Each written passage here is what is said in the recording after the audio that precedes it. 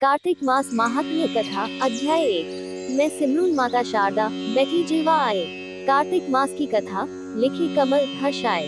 नैमिषारण्य तीर्थ में श्री सूत जी ने 88,000 सनकादि ऋषियों से कहा, अब मैं आपको कार्तिक मास की कथा विस्तार पूर्वक सुनाता हूँ, जिसका श्रवण करने से मनुष्य के सभी पाप नष्ट हो जाते हैं और अंत समय में वैकुंठ धाम की प्राप्ति होती है। सूत जी ने कहा, श्री कृष्ण जी से अनुमति लेकर देवर्षि नारद के चले जाने के पश्चात सत्यभामा प्रसन्न होकर भगवान कृष्ण से बोली, हे प्रभु, मैं धन्य हुई, मेरा जन्म सफल हुआ। मुझ जैसी त्रैलोक्य सुंदरी के जन्मदाता भी धन्य है, जो आपकी 16,000 स्त्रियों के बीच में आपकी परम प्यारी पत्नी बनी। मैंने आपके साथ नारद जी को वह कल्पवृक्ष आदिपुरुष विधि पूर्वक दान में दिया, परंतु वही कल्पवृक्ष मेरे घर लहराया करता है। ये बात मृत्युलोक में किसी स्त्री को ज्ञात नहीं है।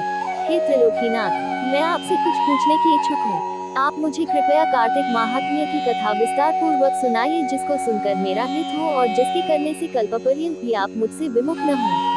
सूत जी आगे बोले, सत्यभामा के ऐसे वचन सुनकर श्री कृष्ण ने हंसते हुए सत्यभामा का हाथ पकड़ा और अपने सेवकों को वहीं रुकने के लिए कहकर विलासयुक्त अपनी पत्नी को कल्पवृक्ष के नीचे ले गए। फिर हंसकर बोले, हे प्रिय, 16,000 रानियों में से तुम मुझे प्राणों के समान प्यारी हो।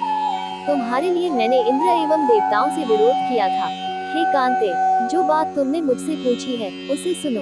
एक दिन मैंने श्री कृष्ण तुम्हारी सत्यभामा इच्छा पूर्ति के लिए गरुड़ पर सवार होकर इंद्रलोक जाकर कल्पवृक्ष मांगा। इंद्र द्वारा मना किए जाने पर इंद्र एवं गरुड़ में घोर संग्राम हुआ और गौलोक में भी गरुड़ जी गौओं से युद्ध किया। गरुड़ की चोंच की चोट से उनके कान एवं पूंछ कटकर गिरने लगे, जिससे 3 वस्तुएं उत्पन्न हुई। कान से तंबाकू, पूंछ से गोभी और रक्त से मेहंदी बनी। इन तीनों का प्रयोग करने वाले को मोक्ष नहीं मिलता। तब गौ ने भी क्रोधित होकर गरुड़ पर वार किया, जिससे उनके 3 पंख टूटकर गिर गए। इनके पहले पंख से नीलकंठ, दूसरे से मोर और तीसरे से चकवा चकवी उत्पन्न हुए। हे प्रिय, इन तीनों का दर्शन करने मात्र से ही शुभ फल प्राप्त हो जाता है। ये सुनकर सत्यभामा ने कहा, हे प्रभु, कृपया मुझे मेरे पूर्व जन्मों के विषय में बताएं कि मैंने पूर्व जन्म में कौन कौन से दान, व्रत व जप नहीं किए हैं। मेरा स्वभाव कैसा था, मेरे जन्मदाता कौन थे और मुझे मृत्युलोक में जन्म क्यों लेना पड़ा। मैंने ऐसा कौन सा पुण्य कर्म किया था जिससे मैं आपकी अर्धांगिनी हुई। श्री कृष्ण ने कहा, हे प्रिय, अब मैं तुम्हारे द्वारा पूर्व जन्म में किए गए पुण्य कर्मों को विस्तार पूर्वक कहता हूँ, उसे सुनो। पूर्व समय में सतयुग के अंत में मायापुरी में अत्रि गोत्र में वेद वेदांत का ज्ञाता देवशर्मा नामक एक ब्राह्मण निवास करता था।